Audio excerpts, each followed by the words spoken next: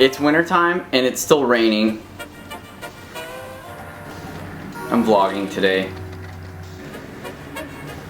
Well, it's December 30th, it's raining outside. I hope Christmas has been good for all you guys. It's been good to me. Got to hang out with the family a lot. Unfortunately, I didn't get to put a lot of content out. I'd say I'm sorry about that, but I'm not really, because family and spending times with the people you love kind of takes priority over doing, you know, anything. But today, I'm going to talk about gear. I finally bought myself a new camera, the Sony a6500, and it is a hot rod. This little guy films in This little guy films in 4K, and with this little Metabones adapter, I can put these Canon lenses on this Sony camera. Ta-da! An easy carryable lens combination that you can simply just stick in your pocket. Works perfect. Now some of you camera buffs might be saying, Steve, this is a Sony camera, and that's a Canon lens, and that's a Metabones adapter. Well, they don't really communicate with each other when it comes to autofocus. Au contraire, I've been contacting the guys at Metabones who make this adapter, and there's a firmware update that plugs into this little guy right here. So, au contraire, my good friends, I have autofocus now with this L series lens. So now I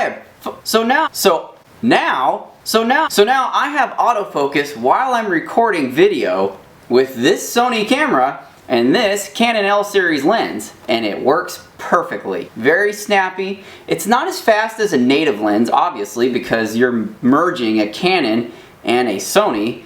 So if you had a Sony camera and a Sony lens, it's going to work a little bit better, but since these lenses ain't cheap, I'm not getting rid of them. So I'm going to do everything I can to keep them. So anyways, back to this little guy. It has in-body stabilization. So if you were to be walking around with this thing, holding it with your hand, it has 5 stabilization axes.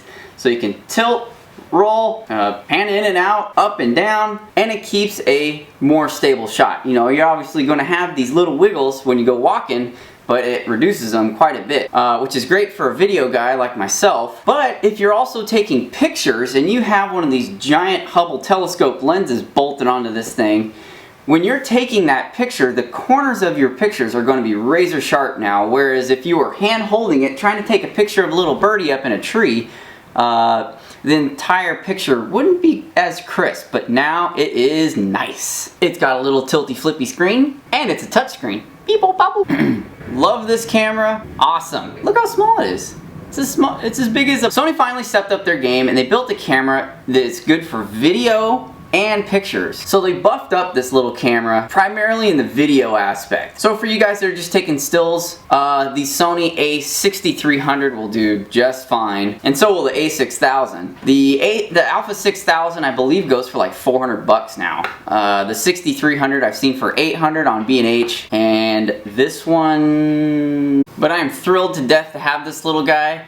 I was shooting, which I'm filming this on right now, is with the Canon T3i. It's a great camera. It just doesn't have autofocus in video, which you would think is like standard equipment for any camera. It's like having airbags in a car. It's just, you know, comes standard now. But no, that's not the case for DSLRs or these mirrorless lens cameras. Autofocus just isn't standard equipment like you'd expect. Even like the Canon 80D has autofocus, but it is just so slow and useless that you can't really use it for video. So expect to see some new sharper video coming out with my new Canon 80D.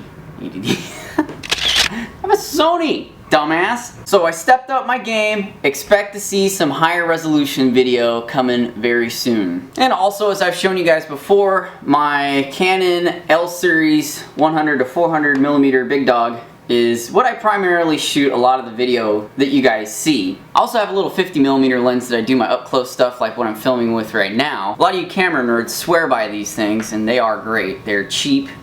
Gosh, you can get a 50 millimeter lens for under 100 bucks in some cases. They're known as the Nifty 50, the Fantastic Plastic. They are killer lenses. If you are just getting into doing filming or taking pictures, first lens you should own is a 50 millimeter or a 55 millimeter lens. And you guys might have seen some of my time-lapse videos that I've been taking where they will pan left or right. Well, that is thanks to this little fella. It's got a standard thread top on here so you can stick your camera GoPro mount onto. And I ripped this piece off of a selfie stick, which has a threaded end onto it too. So you know what I do is I screw the two together and I record with my cell phone.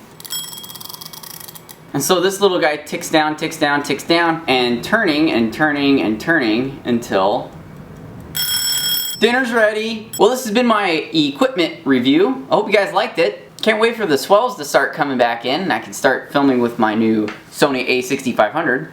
Got a whole lot of videos coming up soon. I've been filming a lot. I just haven't had time to edit them all. But have a fun and safe New Year's out there. Don't party too hard. Don't do anything I wouldn't do.